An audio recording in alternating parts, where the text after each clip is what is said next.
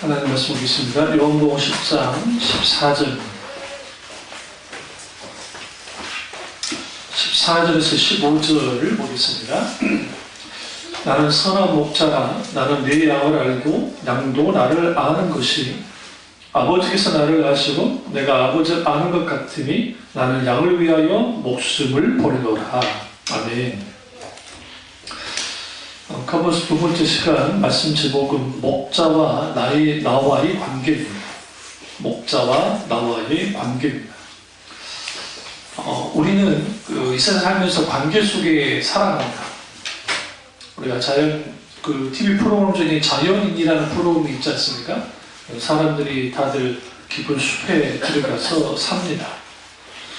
주로 그런 사람들을 들여다보시면 건강이 아주 좋지 않아서 정말 살기 위해서 들어가신 분도 있고, 또 어떤 분은 사업이 이제 잘 나가다가 망해서 어쩔 수 없이 들어와 계신 분도 있고, 또 어떤 분은 사랑하는 가족이 교통사고로 다 돌아가신 거예요. 그러니까 그걸 견딜 수 없어서 대도시에는 숨 쉴 수 없으니까 또 들어와서 사시는 분도 계시고, 또 어떤 분은 인간관계 속에서 너무나 큰 상처를 입은 사람들이 그렇게 들어와서 그렇게 있는 걸 봅니다. 무조건 그런 사람들이 사회에 나고자 하고 사회에 적응하지 못한 사람이라고 그렇게 취급하면 안 되는 것은 그만큼 그들이 관계 속에서 엄청난 고통을 느끼기 때문에 이제 그렇게 한 겁니다. 오늘날 우리는 목자신 하나님과 나와의 관계가 바로 설정돼야 됩니다.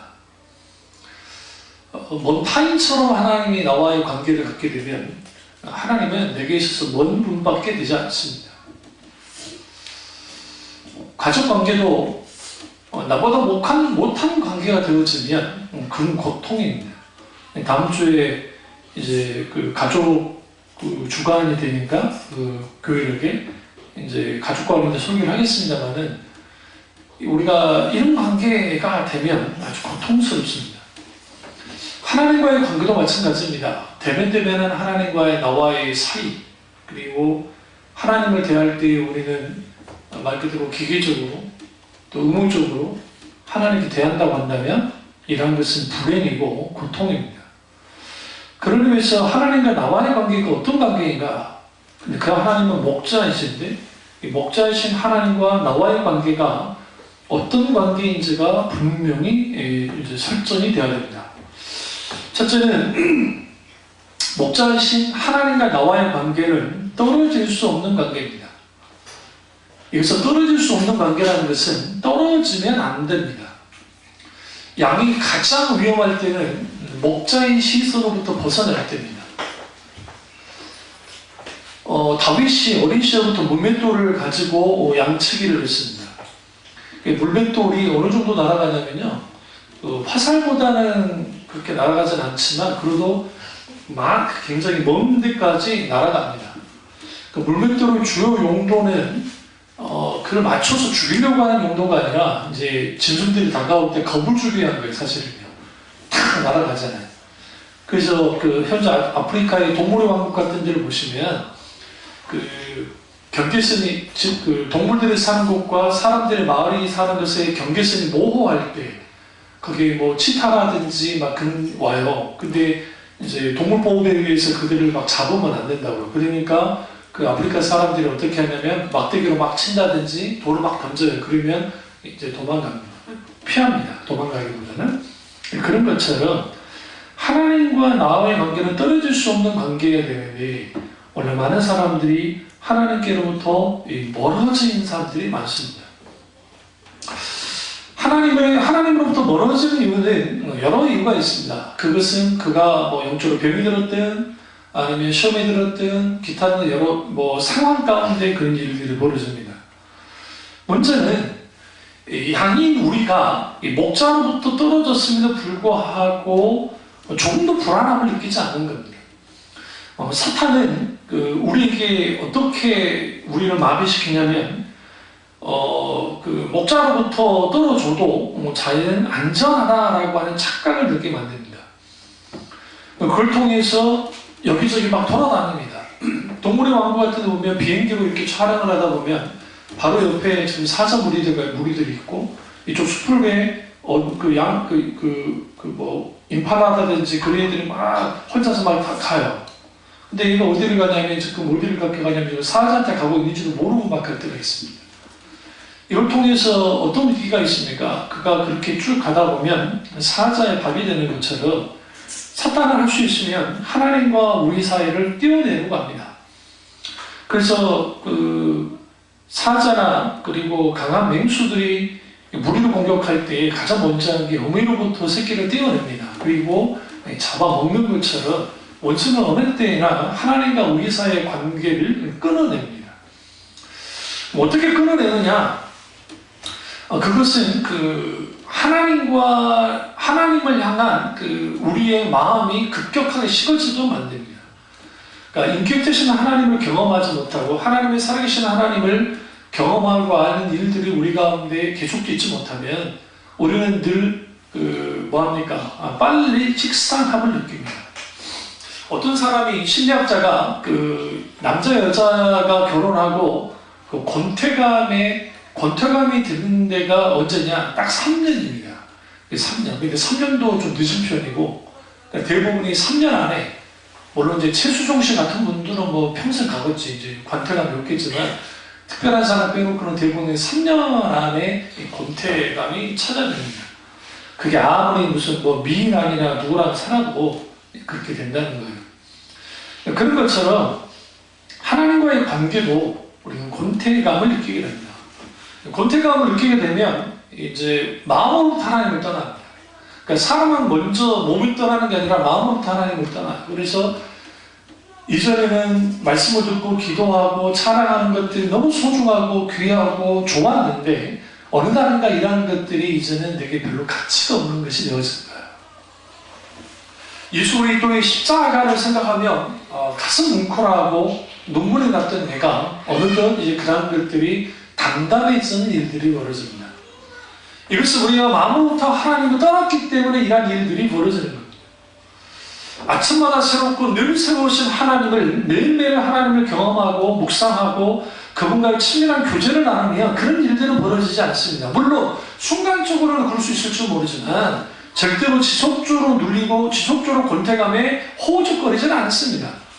그리고 오늘날의 교인들의 가장 큰 위기는 뭐냐면 하나님을 향한 권태감을 갖고 있음에도 불구하고 그 권태감을 대수롭지 않게 여기는 겁니다.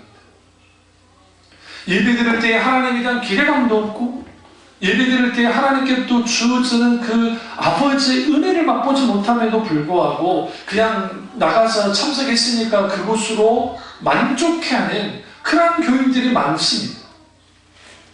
더 큰 문제는 예배를 드리고 나왔는데도 불구하고 여전히 마음이 공허한 겁니다. 참이적인 교우들이 그런 것들이 있다고 한다면 자신의 영적 상태를 빨리 살펴야 됩니다. 왜 그러냐면 내가 하나님 앞에 예배를 드렸는데 그리고 드리고 나왔는데 그 집으로 돌아가는데 한없는 권태감이 혹은 공허함이 몰려드는 거예요. 왜 그런 일들이 벌어질까? 그것은 하나님과의 관계 속에서 하나님께 또 주어지는 놀라운 크신 은혜가 사라졌기 때문에 그렇습니다. 왜 그러느냐? 하나님께로부터 떨어졌기 때문에 그렇습니다.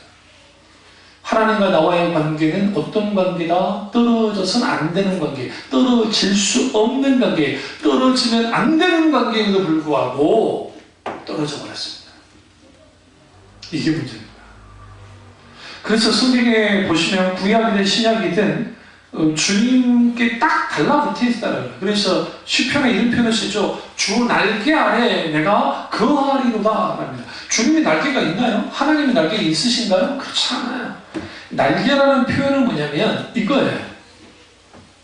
마치 새가 자기 새끼를 품듯이 품는 상태를 이걸 은유적으로 표현하는 거예요. 우리가 태초에 하나님의 천지를 창조하시니까 땅이 공하고 혼돈하며 하나님의 신이 기품이 있다고 그러잖아요. 흑암에 기품이 있다 할 때에 창세기 1장 2절에 있는 이 말씀 가운데 아주 중요한 단어가 있어요. 그게 뭐냐면 수면 위에 운행하시느냐. 여기서 운행한다는 표현이 우리 생각에 물 위를 갖다가 뭐 어떻게 했나 보다 그게 아니고 여기서 말하는 운행이라는 것은 뭐냐면 닭이 암탉이 새끼를 품듯이 품었다는 뜻이에요. 우리는 하나님의 그릇 안에 그려야 돼요. 다시 말하면 목자이신 하나님의 시선 안에 있어야 돼요. 사방 들여다보면서. 왜?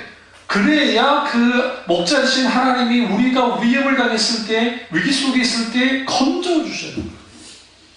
여러분, 우리가 목동이를 아주 목가적이고 아주 그냥 풀 하나 심으면서 할 것 같지만 아주 이게 쉽지 않습니다. 왜 그러냐면 그나마 낮에는 괜찮아요.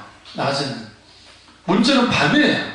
밤만 되면 누가 기어 나옵니까? 늑대든 이 맹수들이 기어 나와서 가만두지 않습니다. 제가 어떤 다큐멘터리, 몽골의 다큐멘터리, 사냥하는 그 다큐멘터리를 봤었는데 그 늑대를 잡는 다큐멘터리. 그런데 세상에 우리 지금 누가 민준이보다 어린 그리고 이제 한 7, 8살 된 아들을 아버지가 데리고 늑대 사냥을 가는 거예요. 둘이. 늑대 사냥을 가는데 왜 늑대를 잡느냐 하니까 이 늑대가 내려와서 아주 이게 한 마리만 잡아가지고 잡아먹고 가면 괜찮은데 이것들이 한 번 딱 잡으면 이게 다 물어뜯는데요. 그러니까 늑대 한 마리가 들어와 버리면 그 양 많이 죽어버리면 그러니까 이게 안 되는 거예요. 그래서 하는 게 뭐냐, 밤에 얘들이 활동을 깔고 피를 먼저 묻혀놔요. 금방이니까.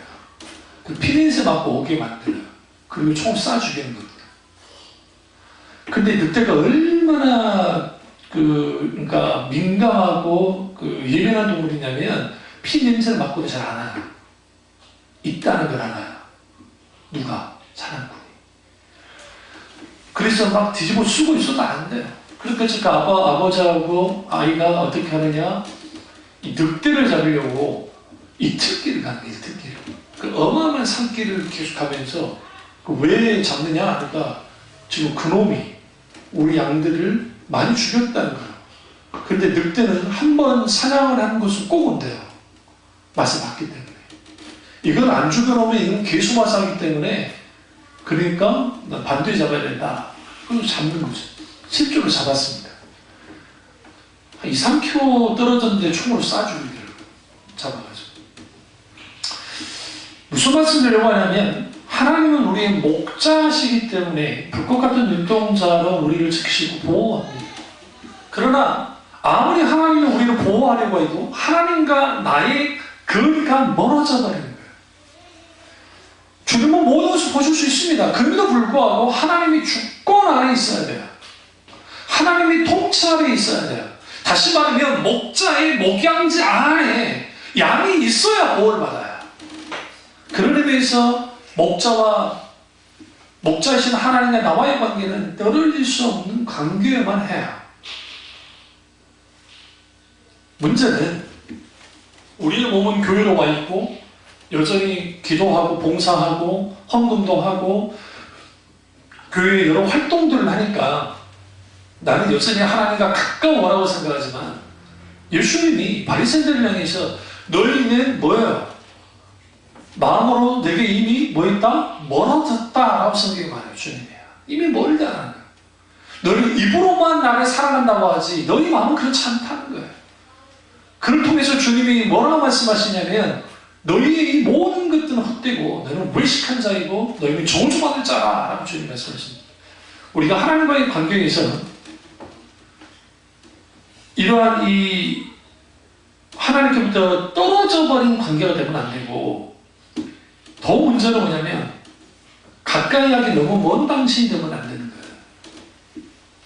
원래 생각보다 많은 교인들이 하나님과 가까워지는 것에 대해서 부담을 느낍니다. 이용규 선교사님이 저명의 말을 했었는데 어떤 청년들이 하나님 앞에 기도를 잘 안 한다는 거예요. 어떤 청년 하나. 왜 기도를 안 하세요? 기도사는 좋은데 기도만 하면 선교사가라는 감동을 준다는 거예요. 부담스러워서 기도를 못하겠다는 거예요. 그래서 나는 기도를 안 하고 그 대신 말씀으로만 하겠습니다. 그러니까 피식 웃으면서 그래요? 그러니까 또 다른 사람들도 내가 하나님과 이렇게 가까워지면 하나님이 나한테 저기 아프리카 오지 선교하러 가라할 것 같아서 부담스럽다는 거죠. 여러분 그럴 일 별로 없습니다. 우리 하나님 아무나 안 보냅니다. 어? 지금 허니가 목사를 짠들일지 모른다? 몰라요. 그런데 하나님이 시켜버리면 시켜요. 어쩔 수 없어요. 싫어도 그냥. 제 2대 참여중학교 아니에요. 이현 목사. 그러니까 여러분 우리가 하나님과 내가 이게 가까우면서도 먼 관계가 되면 안 되는데 오늘날 이런 관계를 원해요. 그러다 보니까 하나님과 우리가 평행선을 달리는 관계가 되는 거예요. 너무 멀어도 내가 불안하고 너무 가까워도 부담스러운 관계. 이게 오늘날의 보편적인 교인들의 신앙의 하나님과의 관계의 모습이에요. 왜 우리가 하나님과 가까우면 안 되죠? 하나님이 우리에게 포기하는 게 많아서? 하나님 우리에게 뭔가 많은 일들을 지킬까봐 그렇습니까? 그렇지 않습니다. 여러분 우리가 하나님과 사랑의 관계를 가질 때 우리 속에 무슨 일이 벌어지냐면 하나님이 주시는 놀라운 유혹들을 경험합니다. 다시 말하면 하나님의 생명이 넘칩니다. 그 생명 넘침의 그 감격과 기쁨은 세상이 주는 기쁨과 전혀 달라요. 그래서 하나님은 낯선 타인이 되면 안 되고 가까이 하기는 먼 당신이 되어서도 안 되고 하나님은 한결같이 나와 어떤 관계 함께 뒹굴 수 있는 동고동락할 수 있는 그런 관계에 하나님이 되어져야 됩니다. 성경은 그것을 말합니다. 두 번째로 목자신 하나님과 나와의 관계는 사랑의 관계입니다. 그러니까 우리가 하나님과의 관계 속에서 사랑을 빼버리면 아무 의미 없습니다. 세상 노래의 99%가 다 뭐예요? 사랑이라는 노래 아닙니까? BTS가 세계적으로 열풍을 하는 것은 단순한 사랑 노래를 하는 것이 아니기 때문에 그래요. 젊은 세대의 아픔과 그리고 젊은 세대의 어떤 고민들에 대해서 그들의 노래를 통해서 적나라하게 드러냅니다. 그걸 통해서 공감하는 겁니다. 그러나 사실 유행가의 거의 대다수는 뭐 인생이라는 노래도 있을 것이고 건전한 그런 노래도 있을 거고 저 같은 경우는 그 향수라는 노래도 좋아하고 막 그런 노래를 좋아하는데 그 시를 노래로 만드는 건 그런데 대부분의 노래가 이별 아니면 사랑이에요. 왜 소녀시대가 슈슈슈 화를 쐈습니까? 이놈이 나를 뒤통수 쳤기 때문에 니한테 화를 쏜다 그러잖아요. 몰라요? 오래된 일이라 그런가? 슈슈슈 하면서 쫙 화를 쏜다는 거예요. 그러니까 세상의 모든 것들은 사랑에 대해서 노래하고 사랑이 아주 중요하다고 하지만 오늘날 하나님 믿는 신자들이 가장 열악한 부분이 뭐냐? 하나님과의 사랑의 관계예요. 돈을 사랑함이 일반하게 근본이라고 했는데 돈을 사랑하는가 내가 하나님을 사랑하는가 내가 내 자식을 하나님보다 더 사랑하는지 아닌지 내 부모를 더 사랑하지 않았는지 내 자신을 하나님보다 더 사랑하는 것이 아닌지 예수님께서 공생애간에 나보다 나를 더 사랑하는 자는 내게 합당치 않다 주님 말씀하십니다. 우리는 그 말씀을 다 알고 있습니다. 그런데 실제로 그러냐는 거예요. 실제로 하나님을 사랑합니까? 영사님이 했던 말 중에 하나가 그거예요. 하나님을 사랑한다고 하면서 실제로 요즘 다들 힘들잖아요. 그러니까 그 교인들, 구교의 교인도 있고 그런 사람들이 대부분 어떻게 하느냐. 자기 아이들 영어학원 보내는데 수십만 원, 때로는 단가 한 수백만 원 되는데 아낌없이 하면서 하나님께 드리는 헌금은 뭐 하는 거예요? 덜덜 떨면서 하나님께 드리는 사람이 오늘날 한국교회에 많다는 거예요. 이게 헌금 문제를 말하는 거 아니에요, 주님의 지금. 여목사님이 헌금 문제를 말하는 게 아니라, 오늘날 우리가 하나님을 사랑한다고 말로는 사랑한다고 하는데, 실제로 우리의 행동의 언어는 다르다는 거예요. 그래서, 웨슬리 목사님이 진정한 구원받은 사람은 지갑이 회개되지 않고서는 그 사람이 진짜 구원받았다 할 수 없다라고 했어요. 여기서 지갑이 회개된다는 것은 헌금을 많이 하란 말이 아니에요. 그렇게 생각하시면 안 되고, 그게 아니라 진정한 하나님께 드리는 헌신이 분명하게 있지 않는 사람은 그 사람이 진짜 하나님을 믿는다고 할 수 없다라는 거예요. 이 부분에 대해서 우리가 신명기에 너희는 하나님을 사랑할 때 마음과 뜻과 힘을 다해 주를 사랑하고 하잖아요. 이게 마음과 뜻에서 나게 힘이 뭐예요? 우리는 힘에 대해서 말할 때 그냥 힘을 다해 사람 그게 아니에요.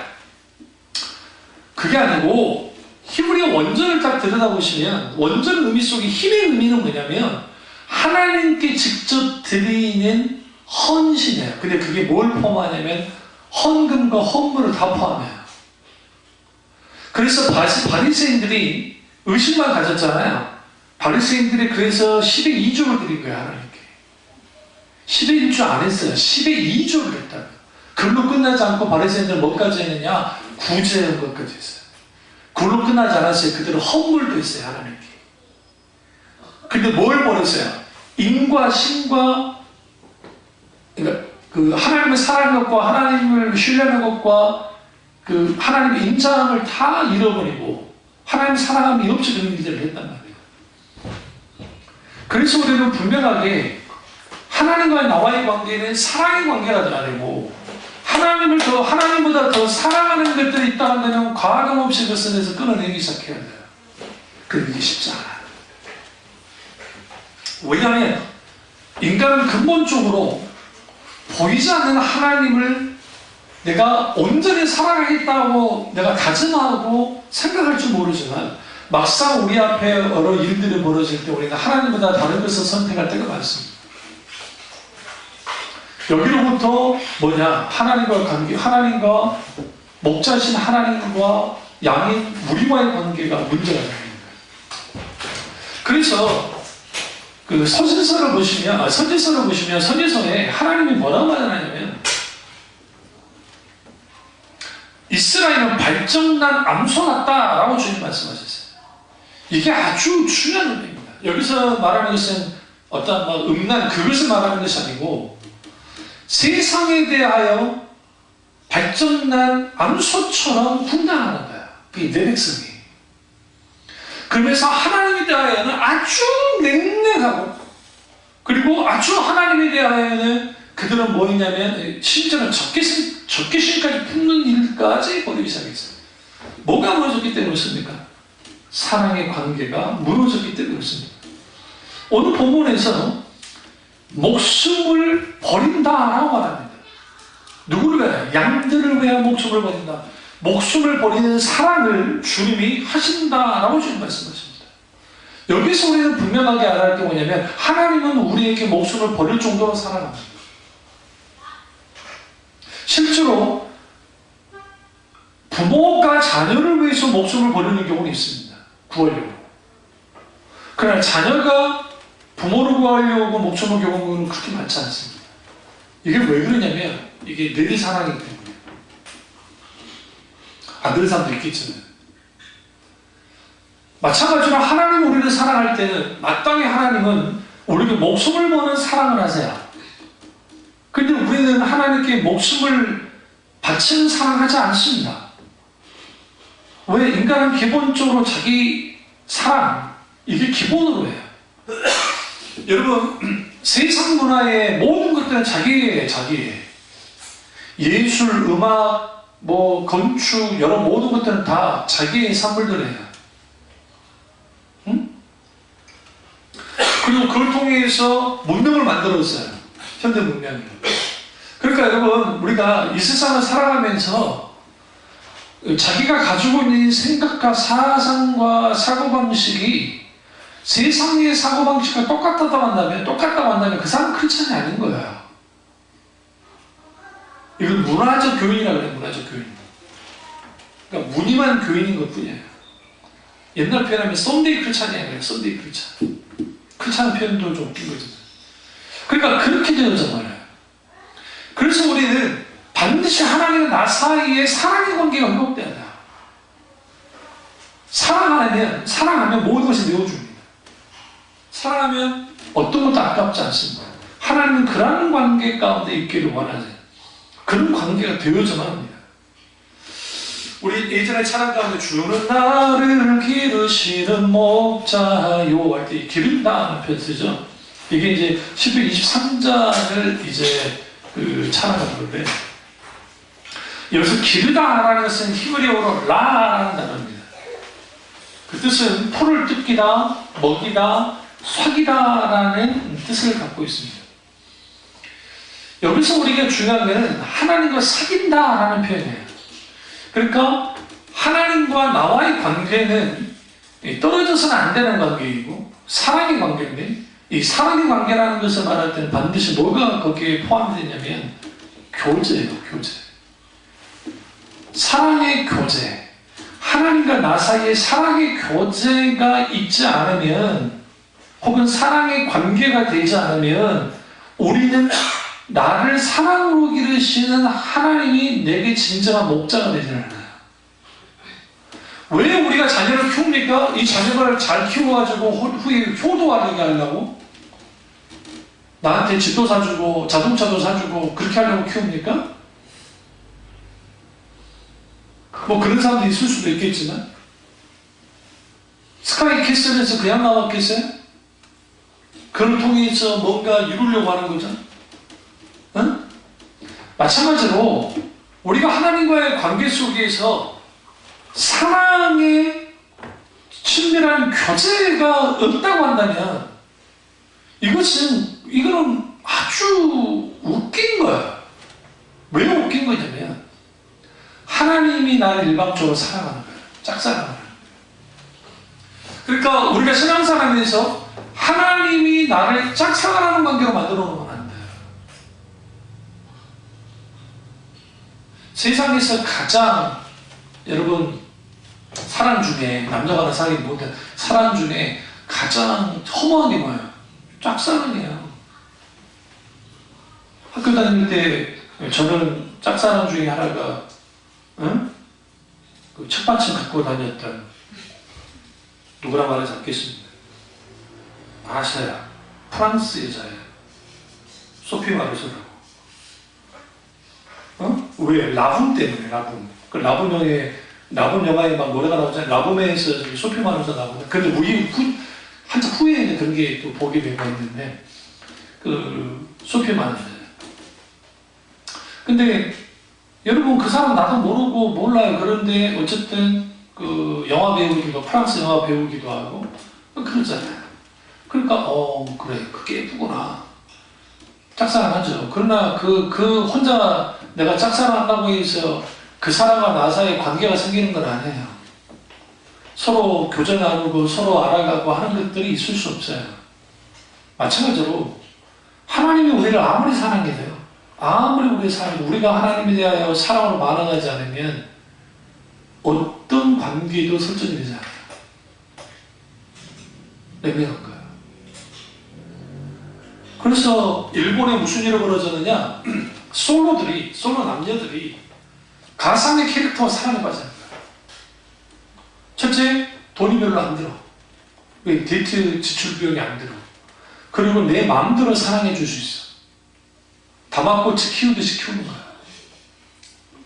그게 오늘날 일본에서 벌어지고 있는 것이고, 우리나라는 일본에서 있던 그것들이 다 들어가잖아요.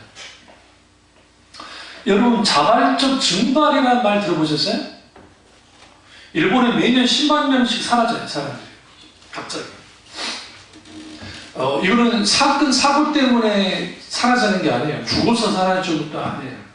뭐 자살해서 사라지는 게 아니에요. 그게 아니고, 이런 사람들이 살다가 갑자기 자기 존재 자체를 딱 지워버려요. 그러니까 SNS고 뭐고 다 그냥 중단시키고, 그리고 자기가 살던 동네에 다 떠나버려요.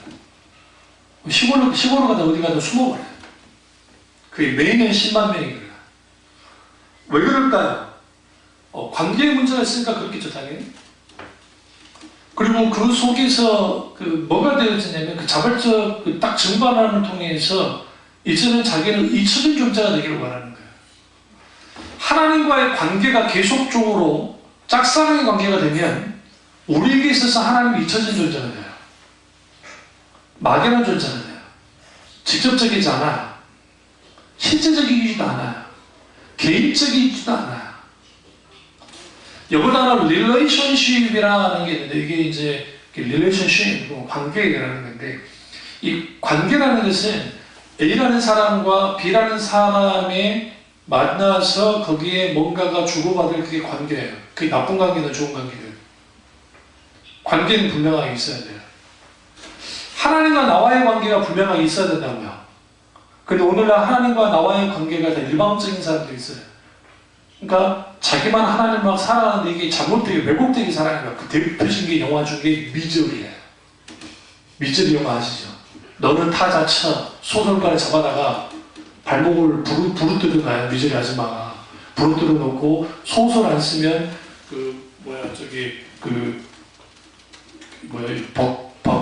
버클로 응? 버클로 막 등을 때리기도 하고 막 칼로 막 하기도 해. 그게 미절이 영화예요. 그게 이제 왜곡된 형태의 관계를 그 시대, 그러니까 이게 단순히 쓰려고 막 공포 영화로만 한 게 아니고 그 시대의 사회상을 잘 드러내요. 그게 그러니까 그 통해서 인간이 어떻게 가학적이 될 수 있는지 막 드러내거든요. 마찬가지로 하나님과의 관계가 이렇게 사랑의 관계로서 이렇게 돼 있지 않으면 우리는 다른 것으로 하나님과 관계를 맺어요. 어떤 식으로 하나님과 관계를 맺냐면 일종의 사물 투영을 하는 거예요. 투영. 그러니까 하나님을 제껴두고 소위 말하는 자기들의 전통, 이게 이제 바리새인들의 전통 혹은 교리 자체는 좋은 건데 교리 아니면 자기들이 가지고 있는 어떤 종교적 체험 정도의 하나님으로 일단 묶어놨어요. 그러니까 한쪽은 막 신비주의에 빠지고 맹신에 빠지고 또 한쪽은 아주 냉랭한 존재가 돼요. 책에만 있으니까 하나님 이론으로만 하나님이 존재하니까.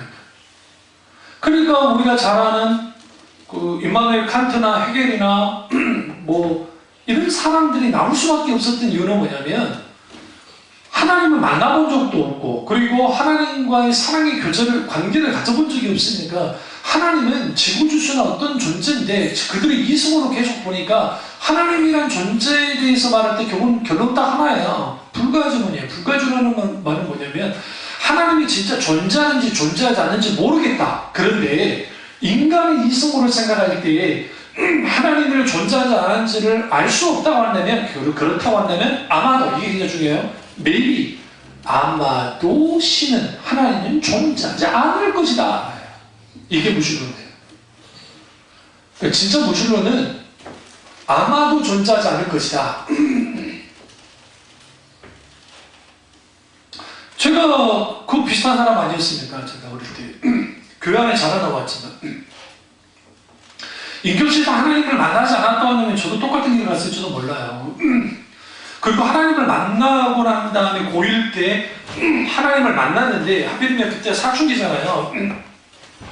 사춘기인데 우리 교회 보니까 시장통이 있는 교회라 정말 사람들이 수준이 이름만 하면 좀 그러는데 안 그런 분도 계시지만 솔직히 시장통에 있는 교회라 그렇게 수준이 높지 않아요. 사람들이. 목사님은 미국에서 유학 갔다가 오긴 했지만 그러니까 그러다 보니까 교회가 난장판이에요. 공동회의 하면 싸우고 욕하고 별일을 다 보여주고 목사님과 장로님들이 대립해서 그 일들도 보기도 하고 아주 사랑이라는 것은 없는 거예요. 그러니까 내가 경험하고 알게 된 하나님이 도대체 어디 있냐는 거예요. 차라리 나가서 기도회도 안 되고 답답하게 안 되니까 그렇다고 한다면 내가 이때까지 기독교 책만 읽었었는데 그러면 바게들의 책을 좀 읽어봐야겠다 하고 만난 사람이 너무나 유명한 쇼펜하우어예요. 그분이 폴란드 사람 같은가? 쇼펜하우어. 그 쇼펜하우어의 말 그대로 그 염세 철학이 빠졌어요. 이 염세 철학이 왜 빠졌냐면 기독교인인데 그리고 교회 안에는 그렇게 뜨겁게 기도하는데 왜 공동회 할 때는 야자 하면서 갑자기 강아지 새끼, 아니 개 새끼, 개 새끼가 아니라 개 자식, 망아지 자식들이 왜 그렇게 나오는지, 심지어는 폭력을 행사하는 일까지 왜 벌어지는지에 대한 반감이 습합니다. 그러다가 이제 라인홀드 리버라든지 그런 사회학자들, 그 사회학자, 그리고 후에 또 뭐 막스 베버라든지 막 그런 분들의 글들을 읽기 시작했단 말이에요. 그러니까 이제 좌파적인 성향이 가는 거예요. 그러니까 여러분이 저를 보면 제가 어렸을 때 또 뭐 저기 전도사실 때 그때 성향이 제가 분명하게 열악은 아니에요. 그러니까 보수는 아닌데 그렇다고 해서 막 극자가 안 가는 이유가 극좌가 어떤 건지는 먼저 알아요. 제가 극좌를 가보니까 공허해요. 상상 초월해서. 그들이 말하는 담론이 맞는 경우도 꽤 많아요. 그런데 해결은 없어요. 해결. 고민만 들어가요. 고민만 들어가고 고민만 들어가다가 여기 흔들렸어요. 저는. 완전 흔들렸어요. 흔들렸을 때 그걸 잡아준 사람이 키엘 케고르입니다. 실존주의 철학자. 유전론적인 실존주의 철학자 키엘 케고르를 만나고 다시 자리를 잡았어요. 그 유명한 그 죽음에 이르는 병이라는 책이 있습니다. 그게 고독이라 여기도 있어요. 그 책이. 제 집에 있군요. 그 책을 읽으면서 비로소 세상을 보는 눈을 알았어요. 왜 세상이 이렇게 그렇고, 그리고 교회 내 교인들이 왜 이런 일들을 벌일까? 그들 그리스도인이라고 하면서도 불구하고 그게 인간이에요. 인간이라고. 그래서 키엘 케고르는 죽을 때까지 늘 예수 그리스도 그분 안에 있어야 된다는 거예요. 우리가 하나님과 계속적인 관계 가운데 있지 못하면, 한쪽으로 일방적으로 가는 관계만 있으면 안 돼요. 여러분이 자녀를 키우는데 자녀에게 뭐 하나 상을 줘요. 근데 이 녀석이 받아 처먹기만 해. 제 일반은 그러죠. 엄마 생일이고 아빠 생일인데 챙겨주지도 않아. 애들아. 그럼 기분 좋습니까? 잡아다 놓고 너 해라 그러겠지. 섭섭하다. 그러니까 우리가 하나님과의 관계도 마치 왜곡된 식으로 하나님과의 관계를 맺는 것도 문제고, 하나님이 작성하는 식의 관계는 계속 문제인데, 오늘날 우리가 하나님과의 관계가 어떠냐는 거예요. 대부분 우리는 관계를 어떻게 생각하냐면 이렇게 보죠. A라는 사람이 있고 B라는 사람이 같이 함께 보는 것을 관계라고 생각해요. 근데 이거는 세상이 말하는 관계고 성경에서 말하는 관계는 같이 보는 거예요. 같은 방향으로. 그리고 옆에 하나님이 계세요. 앞에도 가시지만 하나님은 절대로 뒤에 계시지 않아요. 앞에 가시죠. 앞서 행하신 하나님 계세요. 부부나 특히 부부관계 속에서 하나님과의 하나님이 계시면 하나님과의 관계를 같이 가져요. 그래야 거기에서 뭐가 있게 되느냐? 거기에 진정한 그 가진 의미를 갖게 되는데, 오늘 우리가 하나님과의 관계를 가질 때 하나님과 맞보면서 막 그런 관계? 그렇지 않아요.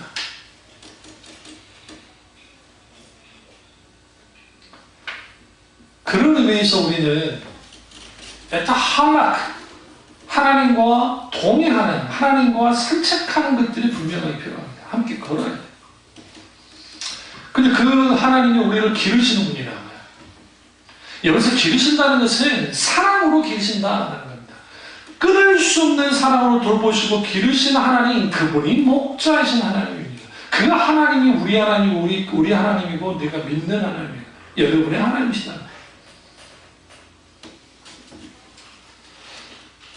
그래서 우리가 하나님과의 관계는 반드시 떨어져서는 안 되는 관계이고 사랑의 관계입니다. 세 번째는 하나님과 나와의 관계를 영원하는 관계입니다. 이게 중요합니다.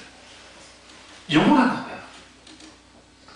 내 부모와 자식과의 관계는 육신이 죽었을 때 그 관계는 끝납니다. 부모도 마찬가지입니다. 형제 자매도 마찬가지입니다. 천국에서는 형제 자매가 없습니다. 예수님 그랬잖아요. 부모 형제는 없습니다. 막 먹는 건가? 그건 아니고 거기는 천사와 같이 된다 했잖아요. 다시 말하면 세상에서 있게 되는 수많은 관계는 하나님의 나라가서는 통용이 되지 않아요. 다 현재 자녀일 뿐이야. 그리스도 안에서, 하나님 안에서. 그런데 중요한 것은 하나님과 나와의 관계는 영원한 관계인데 그 영원한 관계를 소홀히 한다고요. 인간적인 약속이 중요해서 하나님과의 예배드리는 거 뒷줄을 미루는 사람도 있고, 먹고 사는 게 바쁘다고 해서 하나님과 예배드리는 거 머무르는 그런 사람도 있잖아요. 주일 성수하지 않고 하는 사람들. 그 사람들이 이 세상에서의 참나의 관계를 위해서 영원한 관계를 그냥 끊어버리는 거예요. 그래서 히브리서에 하나님의 영원함에 대해서 계속 말하다가 거기에 날에 대한 문제 나와요. 날, 주님의 날에 대한. 그래서 모든 날이 주의 날이다 하면서 나와요. 히브리서에서. 그런 의미에서 하나님과 나와의 관계는 영원한 관계인데 여기서 이제 이게 심각한 게 벌어져요. 그게 뭐냐면 천국 가면 심심할 것 같아요. 첫째, 아프지도 않아. 아프지도 않아. 아이고 할 수가 없어요. 그리고 천국에는 뭐 배고픔도 없고 눈물과 슬픔도 없는 곳이잖아요. 아주 좋은 곳이에요. 근데 천국에 치명적인 단점이 있어요. 그게 뭔지 아세요? 심심해요. 지옥은 다이나믹해. 너무 다이나믹해. 이건 너무 다이나믹해서 환장을 드리고, 지옥은 너무 심심해. 왜? 아무것도 없어. 그냥 조용해. 그런 여러분이 착각이에요. 하나님을 몰라도 너무 몰라서. 그 계시록을 보시면 계시록에 하나님과의 관계에서 있고, 이사야 6장에 이사야가 하나님 그 문전사위로 보좌에 계신 하나님을 딱 보게 되잖아요. 그때 그 하나님이 어떤 분이냐면, 하나님은 우리가 생각한, 그러니까 인간의 지혜로 생각할 만큼 그걸 알 수 있는 분이 아니야. 영원한 분이기 때문에. 그래서 하나님과의 관계는 영원하잖아요. 영원하기 때문에 거기에 식상함과 거기에 무슨 뭐 심심한 게 있을 수가 없어요. 왜? 하나님 그분과에 있는 그 자체가 너무 좋아요. 이걸 시편에서 다윗이 너무 잘 말을 했어요. 뭐라 하냐면 내가 주의 전에서 문지기로 있기를 원합니다. 주의 날이 1000년 같고 한 날이 1000년 같고 1000년이 하루 같다고 말해요. 하나님의 시간은 우리의 시간과 완전 달라요. 여러분 그거 궁금하면 저기 지금 아주 오래된 있다만한 제가 쓰나 시간의 흐름과 비밀이라는 곳에 잘 써놨어요. 제가 20대 21살 때 쓴 건데 완성을 쓰기는 20살에 썼고 그 다음에 21 지금 보면 이게 내가 웃긴 내용이지만 그래도 근데 그런데 그런 하나님과의 영원한 관계 속에 있기 때문에 그런 게 여기서 중요한 게 이 땅의 삶의 소리도 영원한 걸 누려야 돼요. 천국을 말할 때 예수님이 하나님의 나라가 이미 너에게 임했느니라 할 때 그 임했다고 하는 그 하나님의 나라는 우리가 죽어서 가는 그 천국을 말하는 게 아니에요. 그게 아니라 이걸 킹덤 오브가 하나님의 왕국이라는 표현을 쓰는데 예? 이걸 데모파루시아라는 표현을 써요. 그런데 하나님의 나라인데 그 하나님의 나라는 뭐냐면 하나님의 영원한 통치와 다스림이 있는 나라. 이게 하나님의 나라. 근데 거기는 하나님의 생명이 가득하고 거기는 하나님의 임재와 하나님의 놀라운 그 기름 부으심과 하나님의 생명이 가득 넘치는 거예요. 그것을 이 땅에 누려라는 거예요. 이게 하나님과 나와의 영원한 관계로서 그 관계를 가질 때라는 거예요.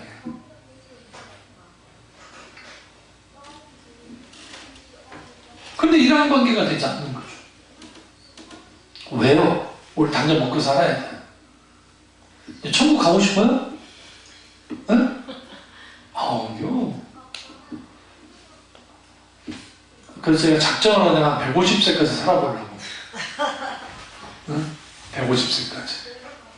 여러분 지금 중국에서 무슨 일까지 저질렀냐면 동물 있죠? 목을 이식이 있어요. 목을 잘라가지고 바깥에 있다가 근데 살았어요. 동물이. 우리 영화에서 보는 일이 벌어질 수 있어요. 제 목을 자르다가 저는 몸에다 목을 할 수 있어요. 이거 지금 성공했다니까요? 그게 살아남았다는 거냐, 그게? 왜냐면 중국은 인권 후진국이잖아요. 그러니까 그것에 대한 게 잘 안 돼요, 이 사람들이. 그 연구를 했다고. 왜 그러느냐?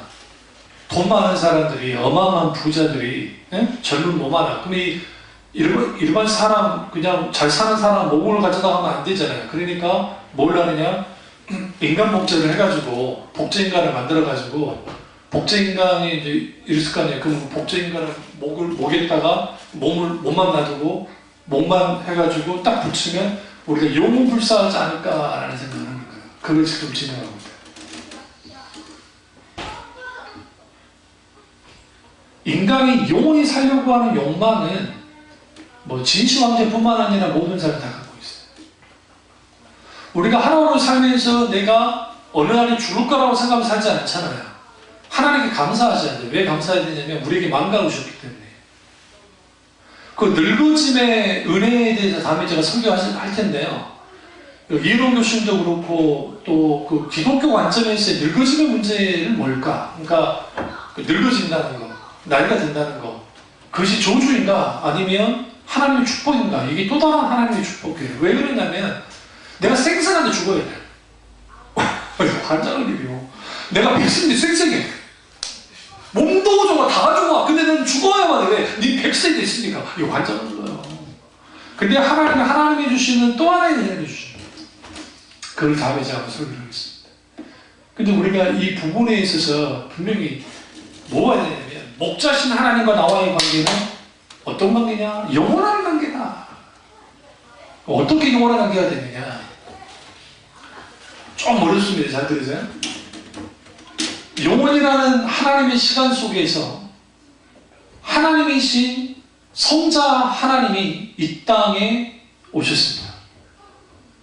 근데 근데 오셨는데 이걸 뭐라고 하냐면 이제 좀 표현하면 이걸 영원한 시간을 아이온이라고 해요. 헬라어로 아이온, 영원한 시간. 그런데 여기에서 카이로스는 의미 있고 목적이 있는 시간이고 크로노스는 24시간을 뜻해요. 우리는 뭐에 지배를 받아요? 24시간이라고 하는 시간에 지배를 받아요. 시간은 존재해요, 존재하지 않아요? 사실 존재하는 게 아니에요. 시간은 사실은 개념이에요. 인간이 햄스터가 1년이면 세요? 안 세잖아요. 인간만 시간을 측정한다고요. 왜 인간의 시간을 측정하게 되냐면 태초에 하나님이 천지를 창조하신 날 때 그 태초가 우리는 공간 그리고 물질을 창조하고 생각하는데 거기는 뭐까지 같이 창조했냐면 하나님이 시간까지 창조한 거야. 시간. 그걸 이해하셔야 돼요. 여러분이 이제 그러니까 수학을 못했다는 걸 내가 알 수 있어요. 노래를 보면 거기에 이제 물리학적으로 시간과 공간만 있다고 해서 이게 다 계산이 끝나는 게 아니에요. 거기는 공간과 물질만 있다고 되는 게 아니에요. 거기는 반드시 공간 속에 뭔가 시간까지 다 계산해야 이게 다 되는 거예요. 그런데 하나님이 창조했대요. 그래서 천지만물을 창조할 때 태초라고 하는 창세기 1장의 태초와 제네시스라고 하는 시작이라는 단어와 요한복음 1장에 있는 태초가 달라요. 단어 자체가. 그러면 모든 인간은 그 시간 안에 있어요.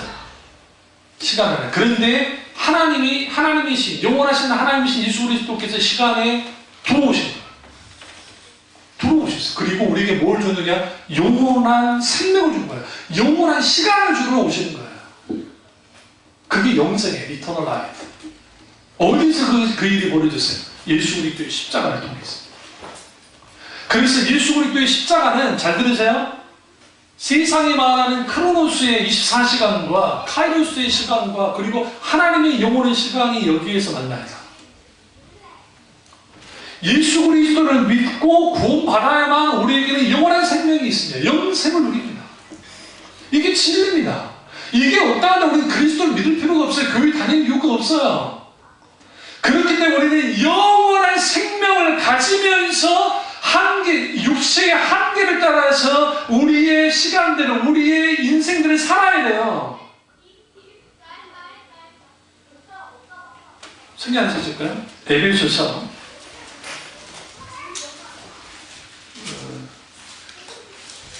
에베소서 3장을 하고 있어요.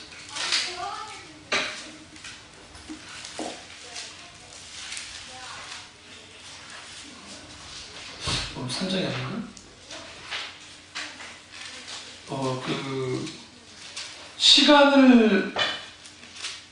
시간을 구속하라. 때가 악하니라는 말씀이 있어요. 이 말씀 아니까 제가 밤에 여기 있네요.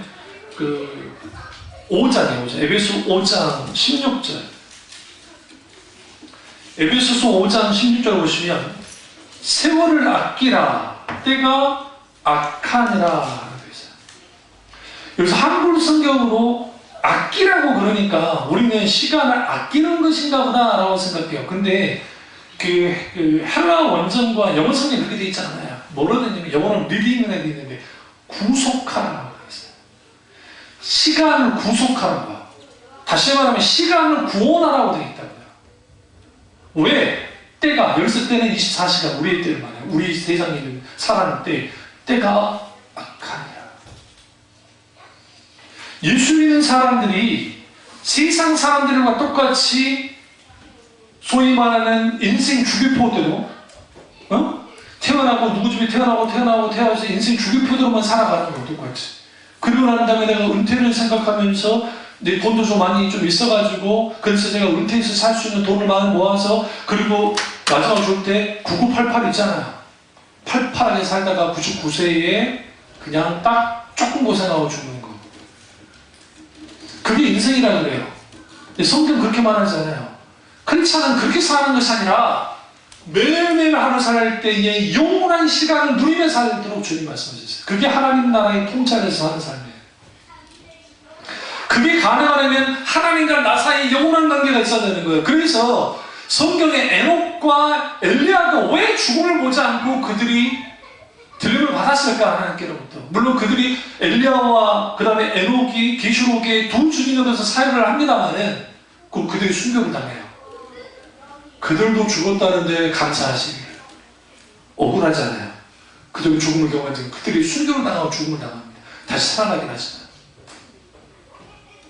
뭘 보여주시냐면 하나님이 구약의 사람 에녹과 그리고 엘리야가 죽음을 보지 않았잖아요. 그를 통해서 하나님이 우리에게 뭘 보여주냐면 이 세상에 죽음이 들어와서 인간은 한계 안에 살지만 하나님은 이 땅에 뭐예요? 결국은 영원한 삶을, 영원한 생명을 누리기를 원하는 거예요. 그래서 여러분 복음서를 읽을 때 마태마가 누가 요한복음을 읽어나갈 때에 거기에 뭐 생명, 뭐 천국, 뭐 하나님 나라, 뭐 기타 등등 그런 단어가 나오면 다 천국 관계에 있어요. 영원한 생명과. 근데 이러한 것들이 결국은 왜 계속 쏟아져 나오냐면 하나님의 자녀는 세상 사람들은 자기 인생의 한계에 대해서 80이면 80, 90이면 90 그렇게 살아가는 인생이지만 하나님의 자녀는 이 세상의 한계 내에 살지만 영원한 생명을 누리면서 사는 거예요. 다시 말하면 죽어서 천국 가야 영원의 생명을 누리는 게 아니라 내가 예수 믿고 구원 받았으면 그때부터 영혼이 시작된 거예요. 비록 우리의 육체가 죽죠. 성경은 죽는다고 하면 우리는 죽습니다. 근데 성경은 뭐라고 표현합니까? 신자의 죽음을 잔다라고 표현하잖아요. 왜 잔다고 표현해요? 주님이 재림하시면 우리의 육체가 부활할 거기 때문에. 이게 기독 신앙의 가장 큰 핵심이에요. 교리기도 하고. 이것을 믿지 않는 상태에서 산다? 그럼 오늘날 왜 그러면 이 영원한 생명을 누리는 것에 대한 개념조차 하지 않고 살아가느냐? 그 이유는 딱 한 가지예요. 모든 관심이 현세에 맞춰집니다. 게나즈 목사님 책에 영혼과 관련된 책이 있으니까 아우구스티누스의 영혼이라는 책이 있고 그리고 게나즈 목사님 책 가운데 영혼과 관련된 책이 있어요. 당연히 왜 그런 책들이 나올 수밖에 없냐면 그것을 깊이 이해해야 돼요. 왜 깊이 해야 되냐면 오늘날에 하루하루 사는 것은 내가 50이 됐고 60이 됐고 70이 80이 됐는데 내가 그것은 단순히 내 육체가 늙어가고 나이 드는 그런 삶만 사는 것이 아니고 영원한 삶을 살고 있기 때문에 신자들에게 있어서 죽음이라는 것은 뭘 의미하는 거냐면 하나의 과정에 불과한 거예요. 종결이 아니라고요, 죽음이. 그래서 늙어감이 우리의 나이에 들어서 늙어감이 뭐냐면 하나님이 또 다른 은총으로 우리에게 오는 거야. 모세처럼 죽고 싶습니까? 성경에 뭐라 해서 모세가 눈이 쇠하여 주지 않더라. 근데 하나님이 걸어버렸어요. 얼마나 억울해요. 억울하죠. 그런데 하나님은 놀랍게도 잠언서나 시편에 뭐라 합니까? 하나님이 신자의 죽음에 뭘 했어요? 관심을 가지게 됩니다. 주님 들여다봐요. 우리를 절대 혼자 죽게 만들지 않아요. 하나님이. 신자의 죽음을 맞이할 때에 예수 그리스도 그분이 십자가에 죽으셨기 때문에 함께 하십니다. 이런 경우에는 많이 봐요. 내 주위의 목사님들 말 들어보면 임종을 맞이하는데 어떤 분 예수님 직접 찾아온 것을 경험하기도 하고 응? 하면서 거기에서 평안히 멀리 갈 것도 없어요. 그 잠시만에 목사님 아버지가 믿음이 없었던 분인데 그냥 교회만 왔다 갔다 하셨고 하다가 암이 재발해서 그때 연세가 80 하나가 둘인가 돌아가셨는데 아들인 목사님이 너무너무 안타까워서 이렇게 가시면 지옥 가잖아요. 뭐 교회 다녔다고 다 천국 가는 게 아니니까. 그래서 이제 그 마지막 그 의사가 한 2, 3개월밖에 못 살 것 같습니다 라고 하니까 이 양반이 차 끌고 계속 형님네 계셨는데 경기도 쪽에 있었으니까 가서 계속 말씀으로 성경 공부를 계속 한 거예요. 기도하면서. 근데 아버지가 마음을 문을 안 열어요. 알았다 하시는데 좋은 분이긴 한데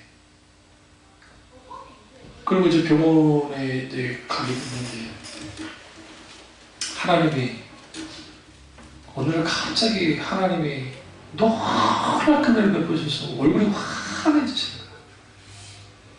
아버지 웬일이야? 무슨 일이야? 내가 예수님 만났다는 거야. 내 아들이 믿었던 예수님을 말씀 가운데서 만났다는 거야.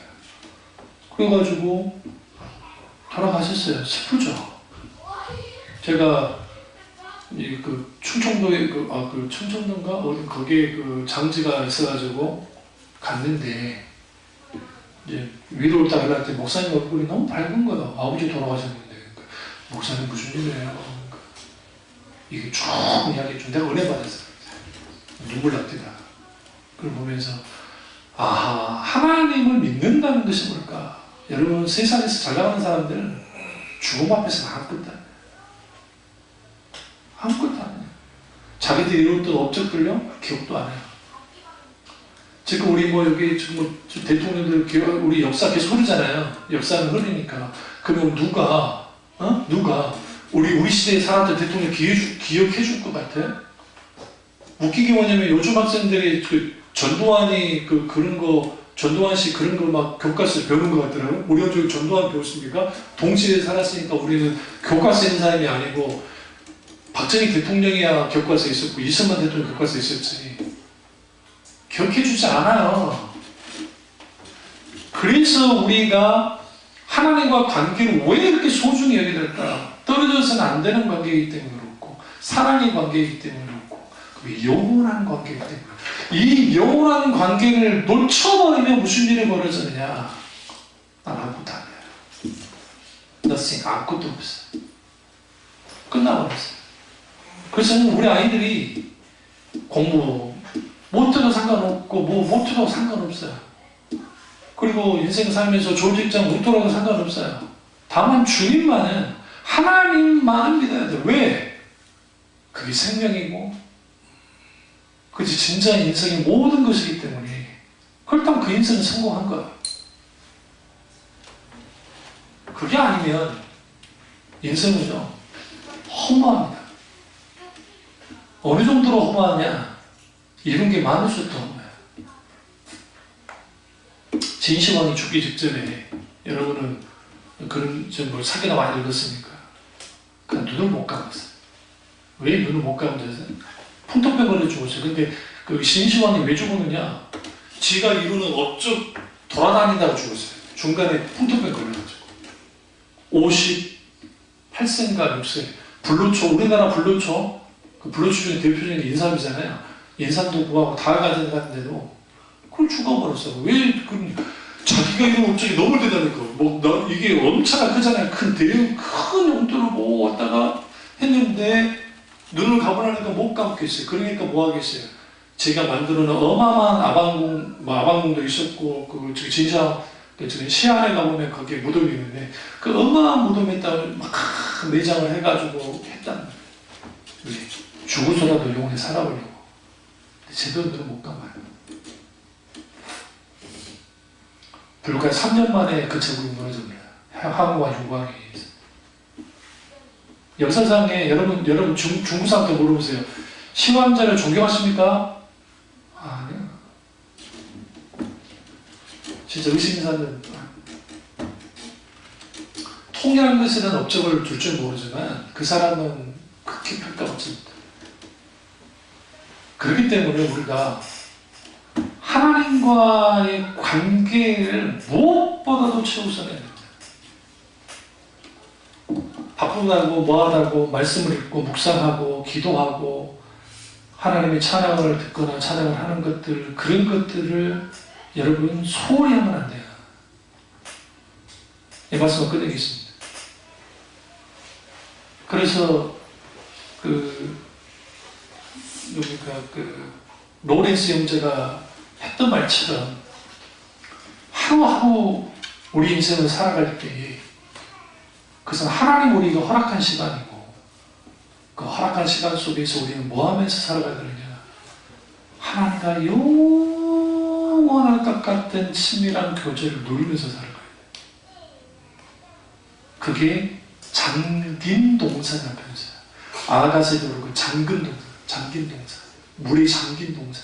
그 동산에서 하나님의 영혼을 더 누리듯이 하나님을 누리면서 사는 그러한 관계 속에 있는 그러한 관계가 내가 믿고 있는 하나님이 죽은 하나님이 아니고 살아서 역사는 하나님을 살게 되고, 그걸 통해서 진정한 하나님이 주시는 참 기쁨과 생명을 누리며 살아가시기를 주님의 이름으로 축원합니다. 기도하겠습니다. 기도하실 때 이 말씀이 나의 말씀이다, 우리 말씀